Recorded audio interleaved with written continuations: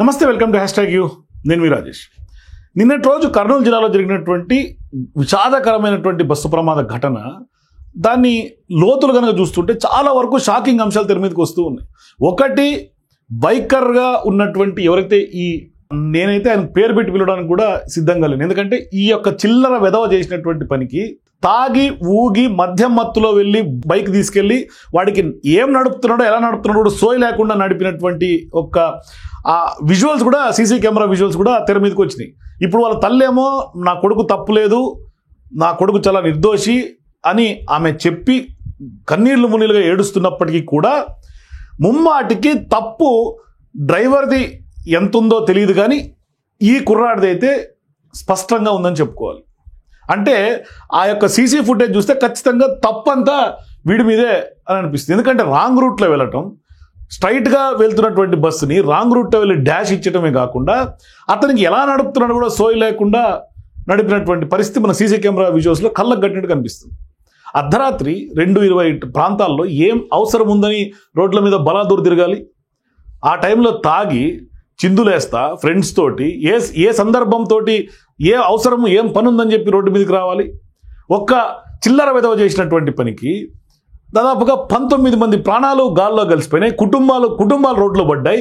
పెద్ద ఎత్తున 2 తెలుగు రాష్ట్రాల్లో శోక సముద్రంగా మారినటువంటి నేపథ్యం, పెద్ద ఎత్తున ఆ యొక్క విషాదకర ఘటనను చూసినటువంటి స్థానికులు కానీ, లేకుంటే ఆ రాకపోకలు ఆ హైవే మీద వెళ్ళినటువంటి వాళ్ళందరూ కూడా ఇప్పటికి కూడా కోలుకోలేనటువంటి పరిస్థితి, ఆ కుటుంబాలు అయితే ఛిద్రమైపోయినటువంటి పరిస్థితి ఉంది. మరి ఇంతటి బరితెగింపు దేనికి? అంటే మీరు తాగి ఇంట్లో పండుకుంటే సంతోషం, మీ డబ్బులతో మీరు తాగి ఇంట్లో పడుకుంటే ఎవ్వడేమండు. తాగి డ్రంక్ అండ్ డ్రైవ్ చేస్తా రోడ్ల మీదకి వచ్చి బరితెగించి పక్కనోడి జీవితాలతో మీకు చెలగాటం అంటే ఎట్లా? అంటే పిల్లికి చెలగాటం వెనక్కు ప్రాణ సంఘటన లాగా మీరు తాగి మీ యొక్క విచ్చలవిడితనానికి పక్కనోడిని బలి చేస్తే ఎట్లా? ఇప్పుడు 19 మంది ప్రాణాలు బలైపోయినాయి. ఎవడు దానికి రెస్పాన్సిబుల్? ఎవరు తీసుకోవాలి? ఆ ప్రాణానికి విలువ ఎవరు కట్టాలి? అంటే మీ యొక్క వెధవ వేషాలు, చిల్లర పనులు వాళ్ళ ప్రాణాల మీదకి వచ్చినాయి కదా ఇవాళ. మరి ఇటువంటి ఘటనలు ఖచ్చితంగా పునరావృతం కాకుండా ఉండాల్సినటువంటి అవసరం ఉంది. హైవేల పైన కూడా ఖచ్చితంగా డ్రంక్ అండ్ డ్రైవ్ టెస్టులు ఖచ్చితంగా జరపాలి. ఎందుకంటే ఏ ఒక్క హైవే మీద కూడా డ్రంక్ అండ్ డ్రైవ్ చేస్తున్నట్టుగా నేనైతే ఇప్పటిదాకా చూడలే. కేవలం ఊర్లలో సిటీ మధ్యలో పోలీసులు వసూళ్ల కోసం చేస్తున్నటువంటి డ్రంక్ అండ్ డ్రైవ్లుగానే కనిపిస్తాయి. లేకుంటే ప్రభుత్వాలు దాని మీద టార్గెట్స్ పెట్టి నిజంగా డ్రంక్ అండ్ డ్రైవ్స్ అరికట్టాలనే ఉద్దేశం ఎవరికీ లేదు. ప్రభుత్వం డ్రంక్ అండ్ డ్రైవ్లు చెక్కింగ్లను ఒక ఆదాయ వనరుగా చూస్తుందని అనటంలో ముమ్మాటికి అక్షర సత్యం ఇది. కానీ అటువంటి విధానాలు మాని ఇంకొకసారి తాగాలంటేనే, తాగి రోడ్డు ఎక్కాలంటే భయపడాల్సినటువంటి సందర్భాలు రావాలి. మొన్న తాజాగా సిపి సజ్జనార్ గారు చెప్పారు. ఎందుకంటే గతంలో హైదరాబాద్లో ఒక ఫ్లైఓవర్ దగ్గర దాదాపుగా ఇట్లాంటి బైకర్ ఒకటి తాగి బండి నడిపి శాంట్రో కార్ని గుద్ది 5 మంది ప్రాణాలు తీసినటువంటి ఘటన ఇప్పటికి కూడా కలిసివేస్తుంది. ఆయన స్పష్టంగా చెప్పాడు, ఇట్లాంటి వాళ్ళని భవిష్యత్తులో లైసెన్సులు రద్దు చేసి అసలు రోడ్ల మీద రాకుండా చేయాలి, వాళ్ళు టెర్రరిస్టులతో సమానం అని చెప్పారు. నిజంగానే ఇటువంటి వాళ్ళు టెర్రరిస్టులతో సమానం నా దృష్టిలో కూడా. తాగితే ఇంట్లో ఉండొచ్చు, లేకుంటే బండి నడపకుండా మీరు సైకిల్ మీద పోవచ్చు, నడుచుకొని ఏదో బండి డ్రైవింగ్ చేయటం అనేది అక్షరాల నేరం. ఎందుకంటే నువ్వు సావటం కాకుండా 10 మందిని చంపినట్టుగా అవుతుంది. ఇప్పుడు అదే జరిగింది.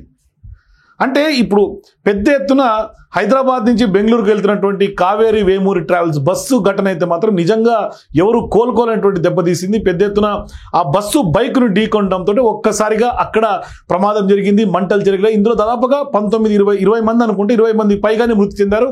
అయితే ఇప్పుడు తాజాగా ఈ బస్సు ప్రమాదం నుంచి కొత్త కోణాలు బయటపడుతూ ఉన్నాయి. ఏంటి ఆ కోణాలు, ఏంటి ఆ విషయాలు కనుక ఒకసారి మనం లోతుగా చూస్తే, కావేరీ ట్రావెల్స్ బస్సు ప్రమాదం అనే దానికంటే కూడా డ్రైవర్ నిర్లక్ష్యం కూడా ఉందని చెప్పుకోవాలి ఈ అబ్బాయితో పాటుగా. అంటే ఆ ప్రమాదంలో కొన్ని నిజాలు బయటపడుతున్నాయి. అందులో మొదటి విషయం ఏంటంటే, మొదటి నుంచి ఆ బస్సు నడిపే డ్రైవర్ అడ్డదిడ్డంగా నడిపేటువంటి అలవాటు ఉంది అనేది కొంతమంది ప్రయాణికులు, అట్లాగే కొంతమంది ర్యాష్ డ్రైవింగ్ మీద కూడా కొంత ఫీడ్బ్యాక్స్ వస్తూ ఉన్నాయి. అలాంటి ర్యాష్ డ్రైవింగ్ తోటే బస్సుని ఆ బైక్ ఢీకొందని కూడా స్పష్టంగా చెప్పుకోవచ్చు. ఇద్దరిది ర్యాష్ డ్రైవింగ్. అక్కడ స్పాట్లోనే బైక్ నడుపుతున్నటువంటి యువకుడు కూడా మరణించాడు. ఆ బండి బస్సు కిందికి వెళ్ళిపోవడంతో బస్సు పెద్ద ఎత్తున మంటలు రావడంతో బస్సు అక్కడికక్కడే వదిలేసి ప్రాణ భయంతో డ్రైవర్ పారిపోయాడు. వాస్తవంగా డ్రైవర్ బస్సులో ఉండే వాళ్ళందరినీ కాపాడే అవకాశం ఉన్నా భయంతో పారిపోయినటువంటి సంఘటన, అది మొదటి మిస్టేక్గా మనం చెప్పొచ్చు. సో ఇప్పుడు ఈ బస్సుకు సంబంధించి కొన్ని విషయాలు బయటపడుతున్నాయి. ఆ బస్సు 2018లో తెలంగాణలో కూడా రిజిస్ట్రేషన్ అయినటువంటి బండి. వాస్తవానికి మరి ఈ బస్సు స్లీపర్ బండి కాదు, కేవలం సిట్టింగ్ బస్సుగానే, అంటే కూర్చొని వెళ్లే సౌకర్యం మాత్రమే ఉన్నటువంటి బస్సు. అందుకని ఆ విధంగా రిజిస్ట్రేషన్ చేయించారు. అయితే తెలంగాణలో స్లీపర్ బండిగా మార్చడానికి ఒప్పుకోరు కాబట్టి, ఇక్కడ రూల్స్ పర్మిట్ చేయవు కాబట్టి కాబట్టి రూల్స్కి తిలోదకాలు ఇచ్చి 2023లో డయూ డామన్లో నికోబార్ వంటి ప్రాంతాలకు వెళ్ళి అక్కడ కొన్నట్లుగా రిజిస్ట్రేషన్ చేయించుకున్నారట ఆ యొక్క యాజమాన్యం. అయితే ఆ పర్మిషన్ తీసుకొని ఆల్ ఇండియా పర్మిట్తో ఆ బస్సుని స్లీపర్ కిందకి మార్చేశారు. అయితే అలా స్లీపర్ కింద మార్చే పనేమో ఒడిశాలో చేశారు, పర్మిషన్ ఏమో డయూ డామన్లో, రిజిస్ట్రేషన్ అయిందేమో మొదటి తెలంగాణలో. అంతేకాకుండా ఈ బస్సు ఇప్పటికే 25కు పైగా చలాన్లు ఉన్నాయి, మొత్తం 23,000 రూపాయల చలాన్లు కట్టాలి.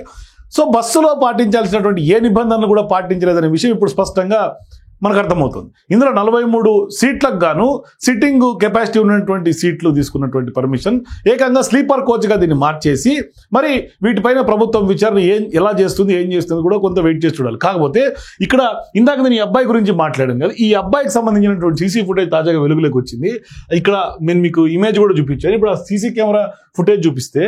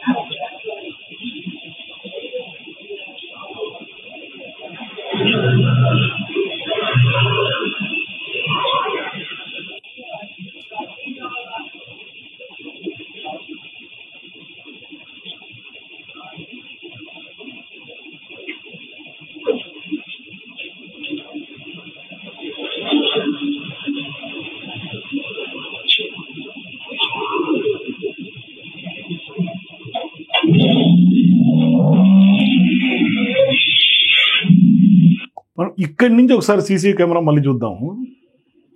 చూడండి, వాడు అక్కడ తీసుకెళ్ళిపోయిన తర్వాత వాళ్ళ ఫ్రెండ్ని ఎవరినో పంపించేశాడు అక్కడి నుంచి. వాడికి నడకకే అసలు సోయలేదు, కనీసం వాడికే కంట్రోల్ లేదు నడిచే నడుకునికి. మళ్ళీ దీనికి కటింగ్లు, బండి తిప్పడం చూడండి ఎంత అంటే ఒక రకంగా స్టంట్స్ చేస్తున్నాడు బైక్స్తో. నిలబెట్టిన బైక్తో స్టంటు. వాడికేమో నడిచే నడక మీద కంట్రోల్ లేదు, వాడికే కంట్రోల్ లేదు, వాడే కంట్రోల్ తప్పి నడుస్తున్నాడు, ఊగుతున్నాడు తాగి. ఇక ఈ బైక్ నేను నడుపుతాడు. పెట్రోల్ బంక్లో రాత్రి 2:23 సీసీ కెమెరా, ఇది 24వ తారీఖు. ఆ టైంలో వీడికి ఏం పని? చూడండి బండి చూడండి, ఆ బండి చూడండి, అది చూడు. ఇట్లాంటోడు అసలు వీడికి ఏం నడుపుతున్నాం, ఎలా నడుపుతున్నామో సోయ లేకుండా నడిపితే ఈ మార్క్స్ చూడండి బండివి. అసలు వాడు ఎక్కడ బ్రేక్ కొడుతున్నాడు, ఎక్కడ టర్న్ అవుతుంది, వాడికి అసలు బండి మీద కంట్రోల్ లేదు, గ్రిప్ కూడా లేదు. ఇప్పుడు ఆ బస్సు డ్రైవర్ది ర్యాష్ డ్రైవింగే, వీడిది ర్యాష్ డ్రైవింగే. ఎవరిని తప్పుపట్టాలి? వాడు నడిపిన తీరు చూడండి. అంటే ఇప్పుడు వీడు తాగి పండుకోక, లేకుంటే అసలు ఆ వయసులో తాగటమే తప్పు, ఏ మందు తాగాడో తెలియదు, అసలు వాడికి అసలు కంట్రోలే లేదు. అర్ధరాత్రి 3 ప్రాంతాల్లో 2:30 ప్రాంతాల్లో పెట్రోల్ బంకుల మీదకి వెళ్ళి పెట్రోల్ వేసుకోవడం కోసం గట్టిగా అరుపులు అరిచి వాడెవడు రాకుంటే లాస్ట్కి బండి వేసుకుని వెళ్ళిపోయాడు. సరే వెళ్ళిపోయాడు, ఇంకో దగ్గర ఎక్కడన్నా పెట్రోల్ వేసుకొని ట్యాంక్ ఫుల్ చేసుకొని ఏమన్నా వెళ్ళి బస్సుకు గుద్దాడు తెలియదు. అక్కడ ఎప్పుడైతే బస్సు కిందికి ఆ వెహికల్ ఇరికింది, మామూలుగానే ఓల్వోల్కి స్కానియా బస్సులకి రోడ్ క్లియరెన్స్ చాలా తక్కువగా ఉంటుంది. ఆ గ్యాప్లోకి బండి ఇరుక్కున్నటువంటి సమయంలో అక్కడ కొలిజన్ వల్ల బస్సు కూడా వేగంగా 100-120 స్పీడ్లో ఉన్నటువంటి క్రమంలో బ్రేక్ పడదు వేసినా కూడా. సో అప్పుడు ఆ బండితో పాటుగా దాన్ని బస్సు మూవ్ అయినటువంటి సందర్భంగా అక్కడ చెలరేగినటువంటి మంటలు, పెట్రోల్ ఆ రాపిడికి పెట్రోల్ లీక్ అయ్యి ఒక బాంబులాగా పెరిగింది. ఇది జరిగినటువంటి విషయం. వీడు క్లియర్గా ఎంత ఘోరంగా నడిపాడు చూడండి. నిజంగా ఇటువంటి వాళ్ళు రోడ్డు మీదకి ఎందుకు వస్తారో తెలియదు, ఎందుకు అందరు ప్రాణాలు తీస్తున్నారో అర్థం కావట్లేదు. మరి ప్రభుత్వాలు, పోలీసు ఉన్నతాధికారులు కొంత హైవేల పక్కన, ఇళ్ల మధ్యలో, గుళ్ళ దగ్గర బార్లు ఉండకూడదు, వైన్స్ ఉండకూడదు, పర్మిట్ రూమ్లు ఉండకూడదు. ఇప్పుడు కోమటిరెడ్డి రాజగోపాల్ రెడ్డి దాని మీదే పోరాటం చేస్తున్నాడు. యువకులు పని చేసుకోవాల్సినటువంటి వాళ్ళు ఉదయం పూట కూడా తాగుతున్నారు, మొర్రో అని మొత్తుకుంటూ ఉన్నాడు ఆయన. అది ప్రభుత్వాలకు కూడా పట్టట్ల, ఏ ప్రభుత్వానికి పట్టట్ల. ఇప్పుడు ప్రభుత్వాల్లో కూడా కొన్ని మార్పులు రావాల్సినటువంటి అవసరం ఉంది. ఇటువంటి ఘటనలు జరిగిన తర్వాత డ్రంక్ అండ్ డ్రైవ్ల మీద చాలా స్ట్రింజెంట్ యాక్షన్లు తీసుకోవాలి. అసలు ఇంత చిన్న కుర్రాడు, వాడి వయసు నాకు తెలిసి 22-23 లోపే ఉంటాయి. వాడు ఇప్పుడు వాళ్ళ కుటుంబం ఇప్పటిదాకా వాడిని కని పెంచి అంత చేస్తే ఇప్పుడు వాడు చేసిన నిర్వాహకం ఏంటి? 20 మంది ప్రాణాలు తీయటమే కాకుండా వాడి ప్రాణం కూడా వాడు తీసుకున్నాడు కదా. అంటే కొంత కూడా బాధ్యత లేదు. ఇటువంటి బాధ్యతారహితంగా తిరుగుతున్నటువంటి జులాయిగాల ఆట కట్టించాల్సినటువంటి అవసరం ఉంది. ఇప్పటికే గంజాయికి సంబంధించి లేదంటే డ్రగ్స్కి సంబంధించి పెద్ద ఎత్తున 2 ప్రభుత్వాలు ఉక్కుపాదం మోపుతున్నాయి, పెద్ద ఎత్తున అటువంటి రాకెట్స్ని కట్టడి చేస్తున్నాయి, ఆఖరికి మట్కా ఆడుతున్నటువంటి వాళ్ళని లేకుంటే డ్రోన్స్తో వెళ్ళి మరీ నిఘా పెట్టి మరి వాళ్ళని పట్టుకుంటున్నారు. కానీ ఇటువంటి డ్రంక్ అండ్ డ్రైవ్స్ మీద కూడా కొంత సీరియస్ యాక్షన్ ఇనిషియేట్ చేయాల్సినటువంటి అవసరం ఖచ్చితంగా ఉంది. అయితే ఇక్కడ ప్రధానంగా వీడు బరితెగించి వెళ్ళి గుద్దాడు, డ్రైవర్ ర్యాష్ డ్రైవింగ్, వీడిది ర్యాష్ డ్రైవింగ్, సరే. అయితే ఇక్కడ ఈ ప్రమాదం తీవ్రత ఇంతలా పెరగడానికి మరో కారణం ఏంటంటే ఈ ట్రావెల్స్ బస్సులో ఖరీదైనటువంటి ఫోన్లు, మొబైల్ ఫోన్లు 234 సెల్ ఫోన్లు ఈ బస్సు జర్నీలో కనిపించింది. అంటే ఆ కాలిపోయిన తర్వాత కింద లగేజ్ క్యారియర్ లాగా 234 ఫోన్లు లోడుని తీసుకెళ్తుంది. అంటే దాదాపుగా ఈ యొక్క హైదరాబాద్కు చెందినటువంటి మంజునాథ్ అనే ఒక వ్యాపారి 46 లక్షల విలువైనటువంటి రియల్మీ ఫోన్లను బెంగళూరుకి పంపించారు. అంటే బెంగళూరుకి పార్సల్ బుక్ చేశాడు, మొత్తం కాటన్ బాక్స్లో ప్యాక్ చేసి పార్సల్ బుక్ చేశాడు. ఇవి బెంగళూరులో ఫ్లిప్కార్ట్ కంపెనీకి చేరాల్సినటువంటిగా మనకు తెలుస్తోంది. అంటే అక్కడి నుంచి కస్టమర్లకు డెలివరీ అవ్వాలి, ఇక్కడి నుంచి వ్యాపారి పంపించాడు. సో ఇప్పుడు ఈ ప్రమాదం విషయం తెలుసుకున్న తర్వాత ఆయన ప్రమాద స్థలానికి వెళ్ళాడు, లబోదీపం అన్నాడు, పెద్ద ఎత్తున నష్టం జరిగింది, ఇదంతా బాగుంది. కానీ ఆ యొక్క ప్రమాదంలో అంటే బస్సులో ప్రయాణం చేయాల్సినటువంటి ప్రయాణికులకు ఒక గూడ్స్ క్యారియర్ లాగా లేకుంటే పెద్ద ఎత్తున ట్రాన్స్పోర్ట్ లాగా దీన్ని ట్రాన్స్పోర్ట్ వెహికల్స్ లాగా దాన్ని లోడ్ చేసుకొని వెళ్తే ఇప్పుడు ప్రమాదం జరిగిన తర్వాత మంటల తీవ్రత పెరగడానికి ఈ సెల్ ఫోన్ బ్యాటరీలు పేలిపోవడం కూడా ఒక కారణమని ఫోరెన్సిక్ నిపుణులు అంచనా వేస్తున్నారు. అంటే మంటలకు ఆ ఫోన్లో ఉన్నటువంటి ఆ ఫోన్లు కాలిపోవడంతో బ్యాటరీలు, దాంట్లో ఉన్నటువంటి బ్యాటరీలు పేలిపోయినటువంటి శబ్దాలు కూడా విన్నట్టుగా ప్రత్యక్ష సాక్షులు చెప్తూ ఉన్నారు. అంటే ఈ యొక్క ఇంటెన్సిటీ పెరిగింది. ఫైర్ యాక్సిడెంట్ జరిగిన తర్వాత దాని ఇంటెన్సిటీ పెరగడానికి ఇది మరో కారణమైంది. ఇప్పుడు ఈ బస్సు ప్రమాదం పైన అగ్నిమాపక వాళ్ళు అధికారులు చెప్తున్నటువంటి వ్యవహారం ఏంటంటే, ఆయన వెంకటరమణ డైరెక్టర్ చెప్తున్నారు, ఆయన ఈ బస్సు లగేజ్ విభాగంలో ఉంచినటువంటి కొత్త మొబైల్ ఫోన్లు మంటలను మరింతగా పెంచాయి ఆయన స్పష్టంగా చెప్తున్నారు. అట్లాగే ఇక్కడ ఈ హ్యాండ్సెట్లన్నీ బెంగళూరులో కస్టమర్కి పంపించాల్సి ఉంది. అవన్నీ కూడా వీళ్ళు ట్రాన్స్పోర్ట్ కెరీర్ కింద అంటే లగేజ్లో వాళ్ళు బుక్ చేసుకున్నారు. దాంట్లో భాగంగా ఈ మొబైల్ ఫోన్లన్నీ కూడా పేలడం మాత్రమే కాకుండా బస్సులో ఏసీ సంబంధించినటువంటి ఆ యొక్క మెకానిజం అమర్చినటువంటి బ్యాటరీలు కూడా అవి కూడా పేలిపోయాయి వీటితో పాటుగా. అందుకనే మంటల తీవ్రత పెరిగింది. అట్లాగే బస్సు ఫ్లోర్ పైన ఉన్నటువంటి అల్యూమినియం షీట్లు కూడా కరిగిపోయినాయి ఆ మంటల వేడికి, ఆ శాఖానికి. మరోవైపు పెట్రోల్ పడి మంటలు ఇంకా వేగంగా వ్యాప్తి చెందినాయి. కరిగిపోయినటువంటి అల్యూమినియం షీట్లన్నీ కూడా ఆ బాడీస్ యొక్క ఎముకలు బూడిద కిందికి పడిపోవడం కూడా చూసామని కూడా ఆయన ఫైర్ అధికారులు చెప్తూ ఉన్నారు. సో ఇట్లా మరోవైపు దానికి సంబంధించినటువంటి ట్యాంక్స్ లీకేజ్ అవ్వటం, 2-వీలర్ ట్యాంక్ లీక్ అవ్వటం, అట్లాగే బస్సుకున్నటువంటి ట్యాంక్ లీక్ అవ్వటం, ఇట్లా పెద్ద ఎత్తున ఒకదానికొకటి అన్ని ఇంటర్లింక్ అయ్యి పెద్ద ఎత్తున ఇంత ప్రమాద తీవ్రతకు దారితీసింది. అంటే ఇక్కడ నిలువెత్తు నిర్లక్ష్యం అందరికీ ఉంది. ఇప్పుడు లగేజ్ వేసుకున్నారంటే అందులో ఏముందని అడగాల్సినటువంటి బాధ్యత ఉంది. వేసుకుంటే పర్యావసరాలు ఏంటని కూడా దీన్ని చూడాల్సినటువంటి అవసరం యాజమాన్యానికి ఉంది, సిబ్బందికి ఉంది, ఆ డ్రైవర్కి వాళ్ళకి ఉంది. ఫర్ ఎగ్జాంపుల్ ఏదైనా కొరియర్కి మనం పార్సల్ లేకుంటే ఇంకేమైనా ఇస్తాం అనుకోండి, సరే మెడిసిన్స్ ఇట్లాంటివి అంటే ఓకే, ఎమర్జెన్సీ. అవి కాకుండా ఇటువంటి వాటికి వాళ్ళు వేరే దాంట్లో వేసుకోవచ్చు. ఇప్పుడు అన్ని బస్సుల్లో వేయటం ఇవి కాకుండా కొన్ని లగేజ్ క్యారియర్ సర్వీసులు ఉంటాయి, అటువంటి దాంట్లో బుక్ చేయాలి. అంతే తప్పితే ఇది మనుషులు ప్రయాణం చేసే దాంట్లో గూడ్స్ క్యారియర్ లాగా వీటిని వేసుకుంటే భవిష్యత్తులో ఇటువంటి జరిగేదానికి ఎవరు జవాబుదారీతనం తీసుకోవాలి?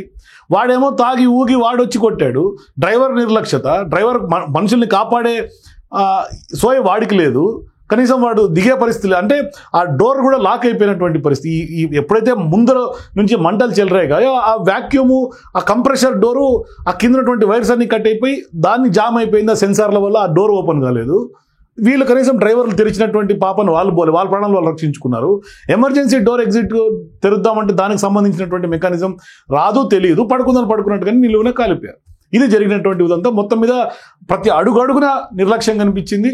వీడి యొక్క చిల్లర చేష్టలు 20 మంది ప్రాణాలకు బలి తీసుకుంటే కనిపిస్తుంది. అంటే వీడు కనుక ర్యాష్ డ్రైవింగ్తో తాగి ఊగి బండి గుద్దకపోయి ఉంటే బస్సు సేఫ్గా గమ్యస్థానానికి జరిగింది. సరే, నిర్లక్ష్యం, ఎవరి నిర్లక్ష్యం ఉన్నా అక్కడ వరకు చేరిపోయేది. కానీ వీడు కొట్టడం వల్ల ఆ ర్యాపిడ్ జరగటం, ఫైర్ అవ్వటం, ఆ ఫైరింగ్ మరింత పెరగటం, మరింత తీవ్రత పెరగటం, ఇదంతా కూడా డిఫరెంట్ కోణాలకు దారితీసి ఆఖరికి 20 మంది ప్రాణాలు బలి తీసుకున్నారు. మీరు కూడా ఈ యొక్క బస్సు ఘటనలో అసలు వాస్తవం ఏం జరిగింది, అట్లాగే ప్రభుత్వాలు ఎటువంటి చర్యలు తీసుకోవాలి, ఇటువంటి మందుబాబులు అట్లాగే ఈ చిల్లరగాళ్ళ డ్రంక్ అండ్ డ్రైవ్లలో కూడా వాటిని నిరోధించి హైవేల మీద ఎక్కి ఇటువంటి ప్రాణాలు తీస్తున్నటువంటి యువకులకు ఎటువంటి శిక్షలు పడాలి, ఎటువంటి చర్యలు ప్రభుత్వాలు తీసుకోవాలి, మీకు తెలిసినటువంటి కోణాలు ఏంటి, ఎక్కడ తప్పు జరిగింది, మీ అభిప్రాయాల కింద నాకు కామెంట్స్ తెలియజేయండి. For more videos please watch #.